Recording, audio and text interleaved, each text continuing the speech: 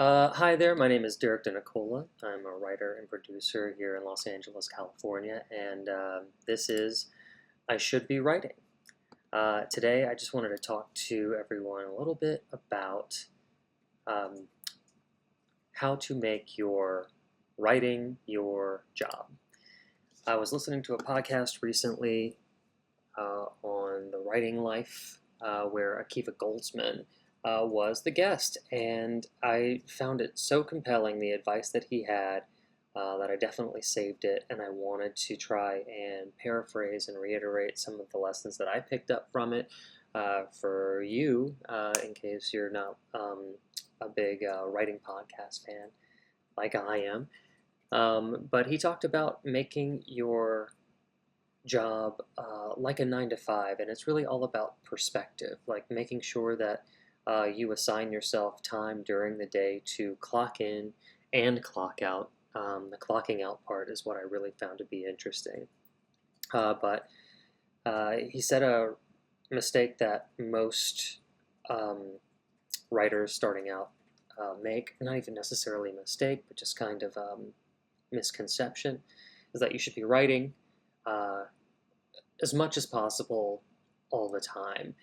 Um, and if you don't set aside designated times to write, then you don't have a chance to build your discipline towards writing, right? Because writing is a discipline.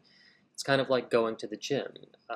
You can go when you're motivated, sure, but if you want to see results, you need to force yourself to go every day, whether you're motivated or not. If you keep waiting for motivation to strike, you're going to leave opportunity on the table.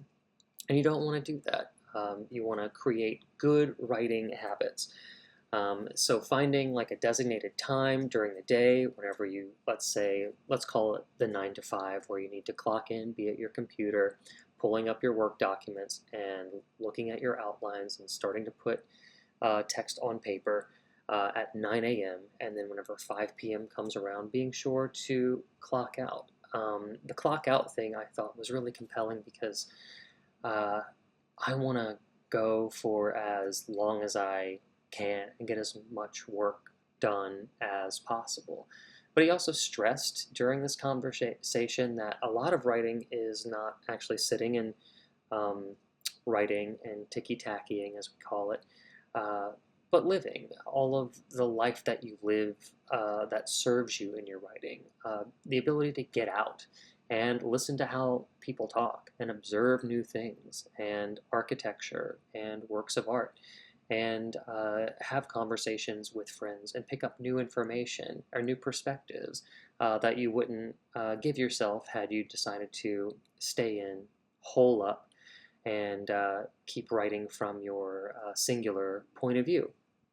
And I thought that it was interesting that to secure a work-life balance, what we can really do is make clocking out our job too, making sure that we consider taking a break our job, um, that living life is part of the writing job. My friend Elizabeth, who grew up on a farm, has a wonderful expression that she told me that I use all the time.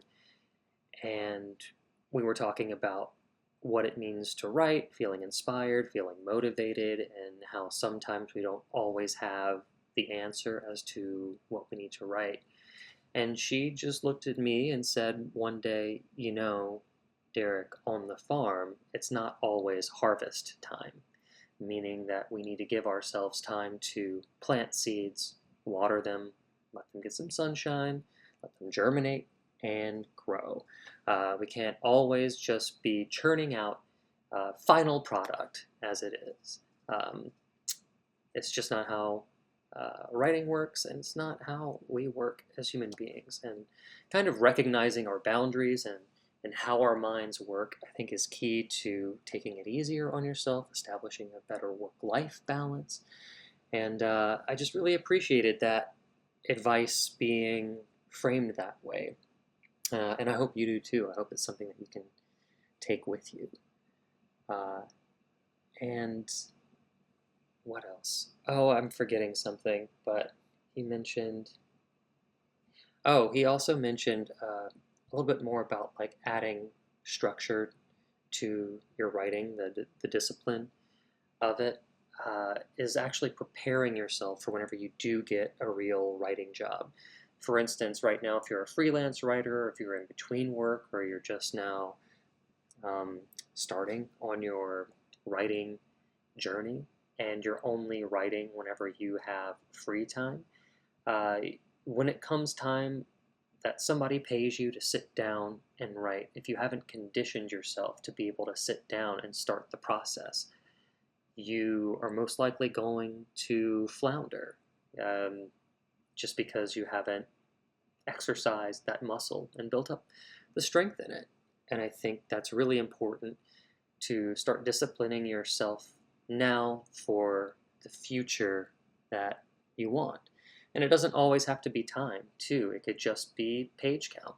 I will do a chapter a day. I'll do 5 pages a day. I'll do 10 pages a day, or at least an hour a day. You'll be surprised at really what you can get done in an hour.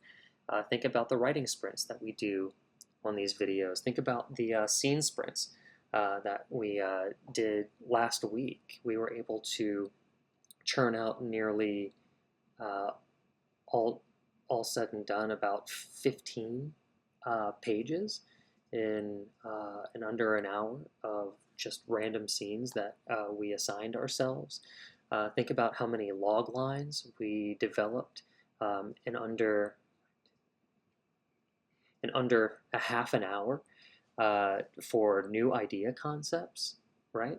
Um, you can actually do a lot in an hour, and a lot of times we'll look at the clock and at least, pardon me, at least I know I will. I'll say, oh, I have an hour before I have to be somewhere, get to another job, do something else. What could I possibly do in an hour? And the truth is, an hour is a long time. And don't let your brain excuse away an opportunity to sit, write, grow, and nurture your talent. Okay, that's all I really wanted to say. Thanks for sticking around and listening to me talk about that. I appreciate you. My name is Derek DeNicola. I'm a writer and producer here in Los Angeles, California. This is I Should Be Writing. Thank you so much for tuning in. I definitely appreciate you. Be sure to like, subscribe, follow, and yeah, thank you so much.